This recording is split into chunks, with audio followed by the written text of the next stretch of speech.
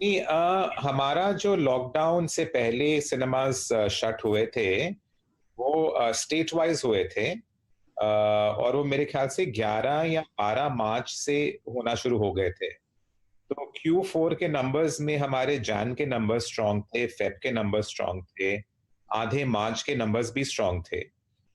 सिर्फ second half of March, जब हमें एक हफ्ता पूरा before the lockdown, because of the government directives we had to shut down the cinemas, तब से तो वीक थे ही। So the last 2 weeks of March were very weak, but January and February were fairly strong. हाँ, जनवरी फरवरी तो मुझे भी याद है, अच्छे मल्टीप्लेक्स इंडस्ट्री के अच्छे मंथ रहे थे। लेकिन मार्च की वीकनेस देखते हैं किस हद तक पर्कुलेट करती है Q4 के नंबर्स में। अच्छा, ये तो मार्च पहले की वीकनेस की बात। अच्छा, अब हम लॉकडाउन से बाहर आने की बात कर रहे हैं। ट्रेन के साथ साथ अब तो प्लेन्स भी उड़ने लगे सर, पर कोई अपडेट नहीं है मल्टीप्लेक्सेस को लेकर, एग्जीबिशन इंडस्ट्री को लेकर। क्या चल रहा है सर? आप लोगों की मिनिस्ट्री से बातचीत चल रही होगी, कितना समय लगेगा, कब परमिशन मिलेंगी, कब मल्टीप्लेक्सेस फाइनली खुलेंगे सर? नहीं, मुझे लगता नहीं है। मुझे लगता है कि द फैक्ट कि planes have started to operate is a very good sign for us as well, because planes के साथ हॉस्पिटैलिटी इंडस्ट्री भी खुल जानी चाहिए। जब लोग ट्रैवल करेंगे, they need hotels also, and somehow we are all being clubbed into hospitality, entertainment, out of home, malls, वो जो सारे इंडस्ट्रीज हैं, they're all being clubbed into one. सो अब मेरे ख्याल से जो ओपनिंग्स हो रही हैं वेरियस इंडस्ट्रीज की, वो काफी फास्ट हो रही हैं, तेजी से हो रही हैं। we've also made representations to various state governments and also the center government कि अब तो सब कुछ खुल ही गया है। अब तो सिर्फ 4-5 चीजें ही रह गई हैं, malls, cinemas, restaurants, gyms and hotels. Hotels का जैसे मैंने कहा, they should be opening very soon because the airlines have started. So मुझे लगता नहीं है कि हमारा भी इतना लॉन्ग ड्रॉन होगा, बिकॉज सबने रियलाइज कर लिया है कि अब पहले जो फोकस था, that was lives over livelihoods, so that the healthcare system could prepare themselves, which was the right decision to make. But now I think we are all moving towards कि अब livelihoods भी ज़्यादा important हो रही हैं। livelihoods बचाने के लिए इंडस्ट्रीज और इकोनॉमीज का खोलना बड़ा ज़रूरी है। तो मुझे लगता नहीं कि इतना लंबा होना चाहिए। मैं थोड़ा ऑप्टिमिस्टिक सिनारियो मेरा ये है कि शायद मिड जून तक खुल जाएं। थोड़ा रियलिस्टिक सिनारियो ये है कि शायद एंड जून तक खुल जाएं। अभी भी एंड जून के लिए पूरा महीना बचा है। और थोड़ा सा पेसिमिस्टिक सिनारियो ये है कि शायद जुलाई में खुल जाएं। But good thing is that state governments हमारी रिप्रेजेंटेशंस ले रही हैं, हमसे सुन रही हैं, हमसे प्रोटोकॉल्स ले रही हैं कि हम क्या करेंगे जब खोलेंगे। ठीक है, तो अब आप कौन से सेफ्टी आपका जुलाई का जो वर्स्ट सिनेरियो भी है ना बिजली सर, वो भी मेरे ख्याल से इट्स म्यूजिक टू ईयर्स, क्योंकि डर ये है कि शायद कई लोग मान रहे थे कि स्कूल कॉलेजेस खुलने में अब बात करी जा रही है, जुलाई अगस्त में स्कूल कॉलेजेस खुलेंगे, तो मल्टीप्लेक्सेस और एग्जीबिशन सेंटर्स का नंबर तो शायद उसके बाद देखने को मिले। तो आप कह रहे हैं सारा सबसे ज्यादा वर्स्ट केस सिनेरियो भी आपको जुलाई में मल्टीप्लेक्सेस खुलते हुए नजर आएंगे, तो वो तो फिर भी एक राहत की बात होगी कई लोगों के लिए। अच्छा, जब खुलेंगे तो एक नए नॉर्मल को हमें ब्रेसअप करना है। आई एम श्योर वो सोशल डिस्टेंसिंग, कॉन्टैक्टलेस ऑपरेशंस होंगे आपके, और उसमें मैं एक और प्लान पढ़ रहा था, जो ऑडीज होंगे, ऑडिटोरियम्स होंगे, उसमें वेकेंट सीट्स रखी जाएंगी। क्या तैयारी हो रही है सर? नहीं, तैयारियां तो बहुत हो रही हैं। हम GCF, which is the Global Cinema Federation, उनके मेंबर हैं। हमारी उनसे बात हर हफ्ते होती है, कल भी बात हो रही है। and we're all coming up together with the best practices कि कैसे सिनेमास को साफ रखा जाए, हाइजीनिक रखा जाए, डिसइंफेक्टेंट्स किए जाए। ये तो बेसिक्स है, सफाई रखना, हाइजीन रखना तो बेसिक्स हैं। पर उसके ऊपर how do we use technology ताकि हम कॉन्टैक्टलेस ऑपरेशंस कर पाए। हमारे बॉक्स ऑफिस में वैसे भी टिकट्स मोस्टली ऑनलाइन चैनल्स में ही बिकती थी। Even before the COVID, 60-70% of the tickets हाँ, नहीं मुझे ये ठीक है, तो अब वो प्रैक्टिसेस का फॉलो करा जाएगा। अच्छा, ये जो बिजली सर, ये जो वेकेंट सीट्स की बात हो रही है, जो ग्रुप बुकिंग होगी, फैमिली आएगी, एक सीट वेकेंट होगी, उसके बाद दूसरे ग्रुप की बुकिंग के लोग बैठेंगे, तो ऑक्यूपेंसीज रिड्यूस होंगी।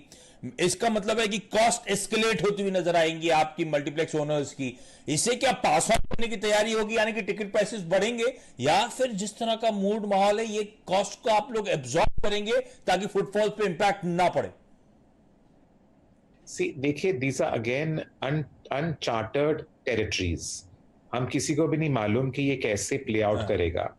सो we are trying to do our best, and the best in this case is to make sure कि जो ग्रुप आता है, हमारा एवरेज है, डेटा पॉइंट है कि एवरेज ग्रुप 2.7 people come. चलो 3 people come at one time.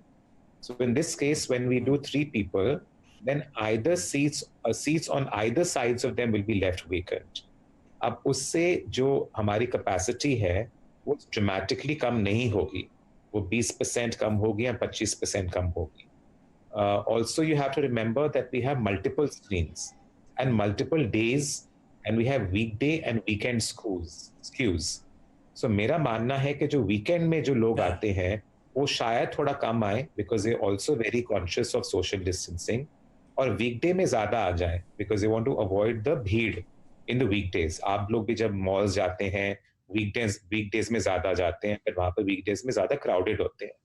I think consumers also will start behaving in a manner कि वीकडेज में, वीकेंड्स में शायद कम ज्यादा भीड़ हो, तो let's postpone our movie watching experience to the weekdays, and therefore we spread out the supply.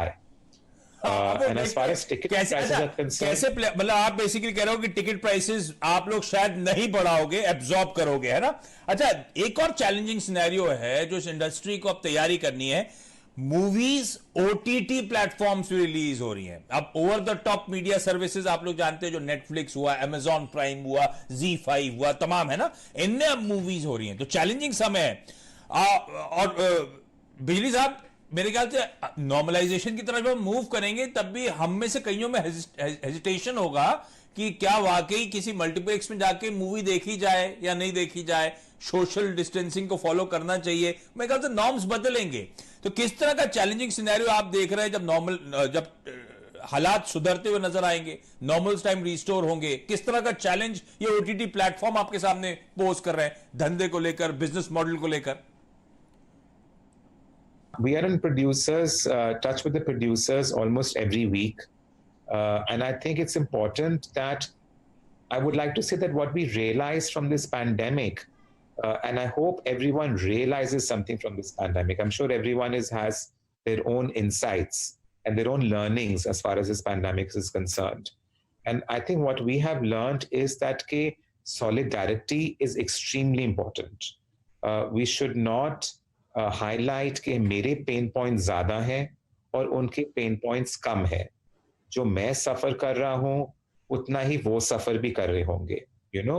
So I don't believe that we can use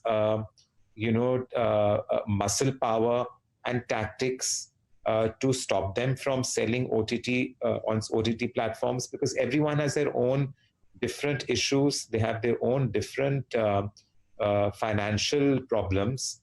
We as an industry are together. We as an industry know that these movies were conceptualized and they were made for the big screen. कोई भी director, कोई भी actor, कोई भी producer आज के जमाने में, especially in India, would not like to see their movies being shown on the small screen. They want to make these movies on the big screen because they realize. फिर एक बात है बिजली साहब, ये जो मूवीज रिलीज हो रही हैं मई में और इनफैक्ट जून में भी कुछ रिलीज होने वाली है ओटीटी प्लेटफॉर्म पे, जब आप लोग के सिनेमा घर खोलेंगे, मल्टीप्लेक्सेस खोलेंगे, तो ये मूवीज देखने को मिलेंगी कि आप लोग बिल्कुल ही टोटली अवॉइड करने वाले हैं जो ओटीटी प्लेटफॉर्म पे मूवी रिलीज हो चुकी है उनको? नहीं, we want to obviously maintain the sanctity of the windows.